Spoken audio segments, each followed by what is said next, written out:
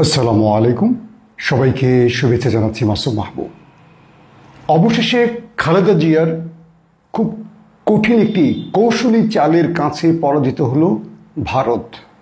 সঙ্গে সঙ্গে হতাশ হয়ে গেল আওয়ামী লীগ শিবির, পাশাপাশি বিএনপির ভেতরে যারা ভারতের প্রেসক্রিপশনে চলছিল সেই সমর্থিত গ্রুপটি।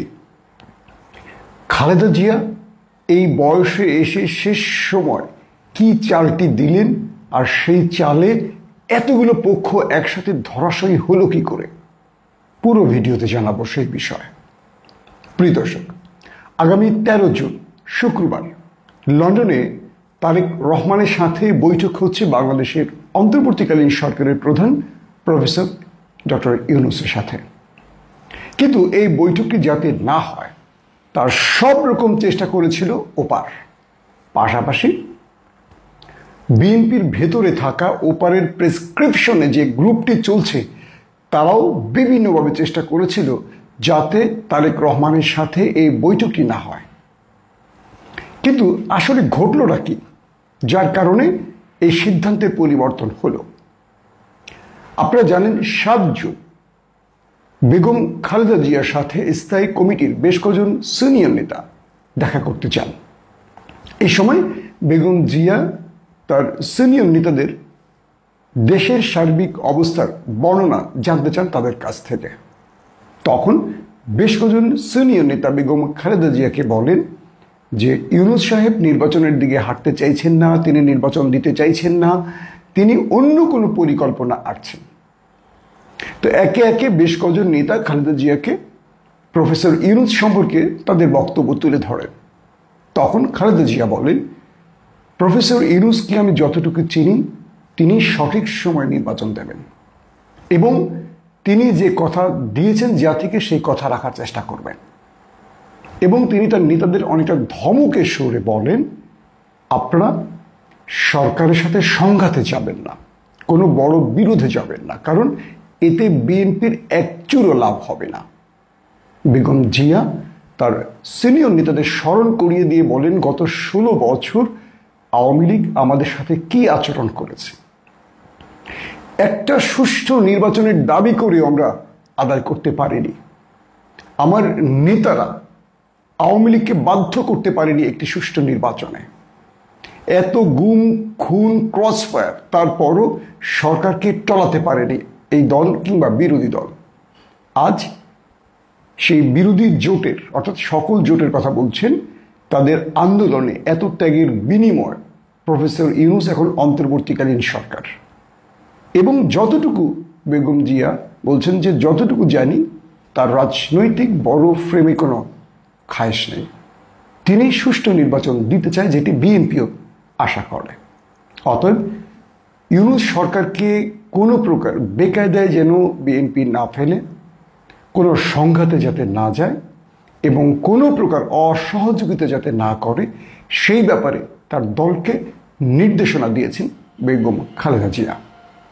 একদম শক্ত ভাষায় বেগম জিয়া তার সিনিয়র নেতাদের শাসন করেন, ধমক দেন এবং এক কথায় বুঝিয়েও বলেন। বিএনপির কয়েকটি সূত্র দাবি করছে এই সময় বেগম জিয়া বলেন যে আওয়ামী লীগকে চিন্তা করে ইউনূস সাহেবের সাথে আপনাদের আচরণ নির্ধারণ করতে হবে, কারণ আওয়ামী লীগ যা করেছে আমরা চাই না এই দেশে সেই রকম কোনো পরিস্থিতি আবার তৈরি হোক। এখন বিএনপির সামনে সুবর্ণ সুযোগ, যদি কেউ এই সুবর্ণ সুযোগকে ভুল কোনো পরিকল্পনায়, ভুল কোনো কাজের মাধ্যমে, ভুল কোনো সাজেশনে নষ্ট করে, এটি বিএনপির জন্য সবচেয়ে বড় দুঃসংবাদ হবে, বিএনপির জন্য সবচেয়ে বড় অন্তর্ঘাত হবে। এবং বেগম জিয়া তার সিনিয়র নেতাদের বলেন, আপনারা সর্বোপরি এই সরকারকে সহযোগিতা করবেন যাতে করে এপ্রিলের মধ্যে দ্রুত একটি ফেয়ার ইলেকশন হতে পারে।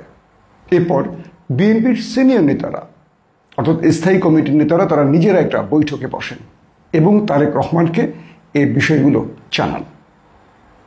এবং তারেক রহমানের সাথে তার মায়েরও টেলিফোনে কথা হয়। বেগম জিয়া তারেক রহমানকে সকল বিষয় বা চিত্রগুলো তুলে ধরেন এবং তার অভিজ্ঞতার আলোকে তিনি তারেক রহমানকে সব বিষয় বুঝিয়ে বলেন।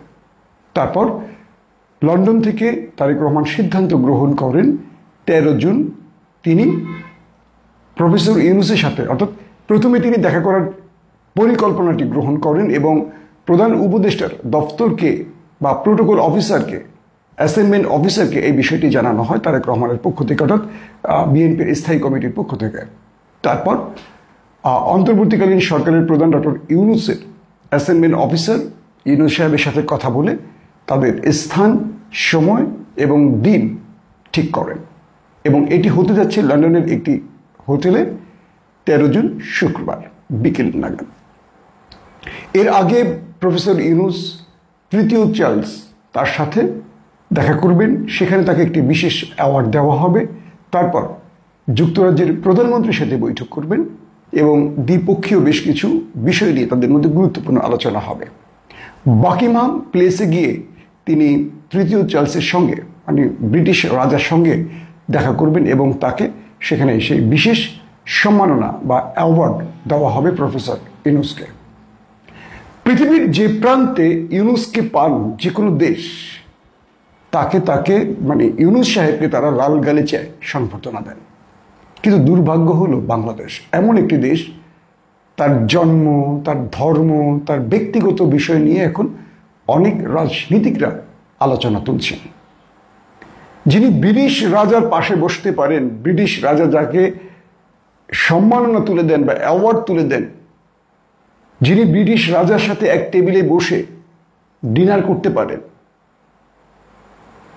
যে ব্যক্তিরা, সেটা ব্রিটিশ বলি, আমেরিকান বলি, পশ্চিমা দুনিয়ার সর্বশ্রেষ্ঠ রাষ্ট্রগুলো, সভ্য রাষ্ট্রগুলো, যাকে আমরা সভ্য বলি, প্রফেসর ইউনূসকে পেলে যারা মন্ত্রমুগ্ধের মতো তার বক্তব্য শোনেন, পরামর্শ নেন, রাষ্ট্রের ব্যাপারে তার কাছ থেকে অনেক সাজেশন নেন, সেই ব্যক্তিটি আজ আমাদের প্রধানমন্ত্রী, অর্থাৎ অন্তর্বর্তীকালীন সরকারের প্রধান উপদেষ্টা, প্রধানমন্ত্রী সম ক্ষমতা বা মর্যাদার, তাকে আমরা মূল্য দিচ্ছি না। এটা অনেক বড় দুঃখজনক ব্যাপার। দর্শক, আসিবার মূল ফোকাসে। ভারতের গ্রুপটি চেয়েছিল তারেক রহমানের সাথে যাতে প্রফেসর ইউনূসের বৈঠকটি না হয়, তাই আওয়ামী লীগ এবং ভারত দুটো রাজনৈতিক চাল দিয়েছিল। এক, প্রথমে শেখ রেহানার কন্যা টিউলিপ সিদ্দিকীকে দিয়ে প্রফেসর ইউনূসকে দেখা করার আহ্বানে একটি অনুমতি চাওয়া হলো, অর্থাৎ তিনি লন্ডন সফর থাকাকালীন টিউলিপ সিদ্দিকী প্রফেসর ইউনূসের সাথে দেখা করবেন। প্রফেসর ইউনূস যদি টিউলিপকে দেখা না দেন তবে তারেক রহমানকেও দেবেন না। বিষয়টি এখানে একটি দেয়াল তৈরির জন্য এই পরিকল্পনা গ্রহণ করা হয়েছে, যাতে করে টিউলিপকে না করলেও তারেককেও না করা যায়। দ্বিতীয়ত, আওয়ামী লীগ এবং ভারতের দ্বিতীয় চেষ্টা ছিল যে বিএনপির ভেতরে যে গ্রুপটি ওপারের প্রেসক্রিপশন নেয় বলে অভিযোগ রয়েছে, অভিযোগের কথা বলছি, তারা তারেক রহমানকে বোঝাবার চেষ্টা করেছেন, খালেদা জিয়াকে বোঝাবার চেষ্টা করেছিলেন যে তারেক রহমানের সাথে এই সাক্ষাৎটি যেন না হয়, কারণ বিএনপির ঘোষিত টার্গেট ডিসেম্বরের নির্বাচনে ইউনূস সাহেব দিচ্ছে না এবং বিএনপিকে মাইনাস করে তিনি এনসিপিকে ক্ষমতা আনতে চাইছেন।